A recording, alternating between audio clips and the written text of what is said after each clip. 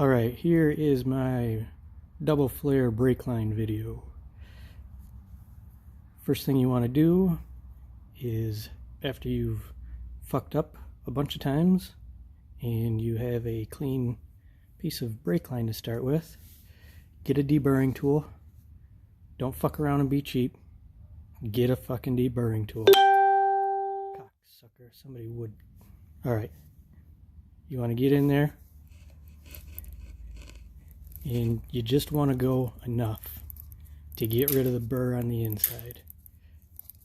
I'd give a few turns and then look, and if you can still see that little berm on the edge, maybe take a razor blade, and if you can still catch a lip a little bit, you need to deburr a little bit more.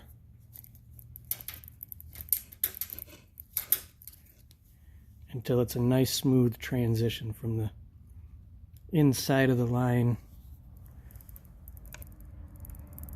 Come on, you piece of shit. There we go.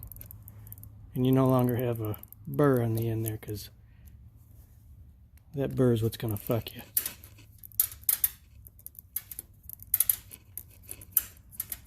Alright, once you're deburred, you just need a little file. Nothing special. And you guys are going to have to deal with this piece of shit going in and out of focus. This is the best I can do here. And all I do, I keep the file stationary. I put the tube, when possible, on a 45 and just go back and forth with it. Turn it as you're going. Once you've gone around a couple times, you don't have to push hard. You don't have to do a lot of real serious grinding. All you're doing is just nice little 45-degree chamfer on the edge. That little bevel helps the die slide over the tubing easier, so it doesn't bind up and give you a lopsided flare. That's what I was dealing with for a long time here, is these lopsided flares. I can't tell you the amount of tools and methods that I've tried. Now, once you've got your deburring and your bevel done, you find your die for the size you're doing. I'm in my 3/16 hole with my 3/16 line, and I've got my 3/16 die. The instructions say to put the line up as high as the die, but I've been having better results if you go down just a hair below, like a 64th, 32nd of an inch, somewhere around there. Sorry if you're not American and you don't measure things by stupid American ways, so that's, I don't know how big a 64th of an inch is in non-stupid American things. But so another important thing is tighten down the side closest to the line that you're doing. Check to make sure these two sides are level by running the die back and forth. It'll catch. If they're unlevel, you're going to have problems there. Alright, this one's tight.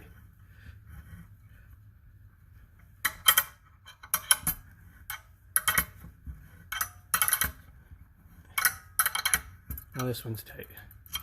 Alright, so now what I like to do is just a little bit of wheel bearing grease. There's barely any on this brush. Just enough to keep things from binding up. So now, here is where I've been finding make or break a good flare. If you don't put this anvil down on this die perfectly centered, if it's off one way or the other, so what I do is I hold it up level where it's going to be held up on its own, and I center the tip of this anvil right into this die. So it's perfect. As perfect as I can get it. And now, this is a bad idea. Don't do this, because you're going to torque, and all that leverage is going to cock this cocksucker off to the side, and you're going to have a crooked fucking flare. You throw shit across the garage. Brake job doesn't get done. That doesn't help anybody. But before we get too far, don't forget to put your fittings on, because that'll fuck your day up. Okay, so fittings on. You have deburred, you have chamfered. You've got it in here, the proper height. You got a little bit of lube on there of some sort, doesn't matter. You can even use brake fluid. You've got your anvil perfectly centered into your die. And now you want to center your T-handle and apply even pressure from both sides. And keep your eye on this die. If it does start to go one way or the other, if you go slow enough, you can stick a flathead screwdriver under there to help keep it level, and you can save the flare and still end up with a good flare. So as I go, I like to give a few little turns, and I can already see this son of a bitch is starting to go to the side on me a little bit, right under here. So what I'm going to do is I'm going to stick this under here. Now I watch that die level back out, remove the screwdriver, and continue turning.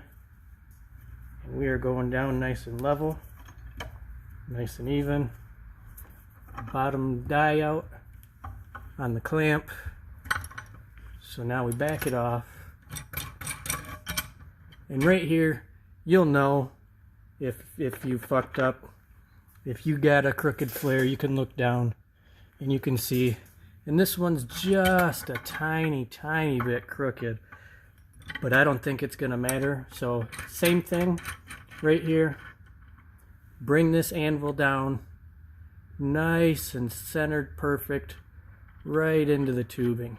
Snug it up, grab your bar, and if you got one of these styles that has a nut that you use a wrench on here, throw that piece of shit away. Get one of these, because that's gonna fucking kill you every time. So if you do have a slightly crooked one and you cannot cut and shorten your line any further, what you can do is, instead of going 100% of the way down on your flare, stop maybe 85-90%, and then you will actually finish the flare when you tighten your fitting. This NICOP nickel copper line is really good for that because it's softer and you can get a better seal. So let's see how we did here. If you loosen this side first, you don't need the tool to loosen the other side. And yeah, this is a good looking flare. Let's see what we got here. See that? Now, I'll show you what a bad flare looks like. We've got plenty of those. So here,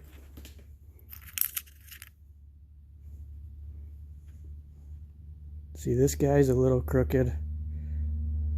See, when you hold it up, you can see the right side, there's almost no shoulder. And when you look down, you can see some of the inside of the line.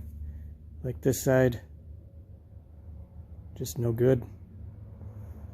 Let's see. This one was actually okay. That was a bubble flare.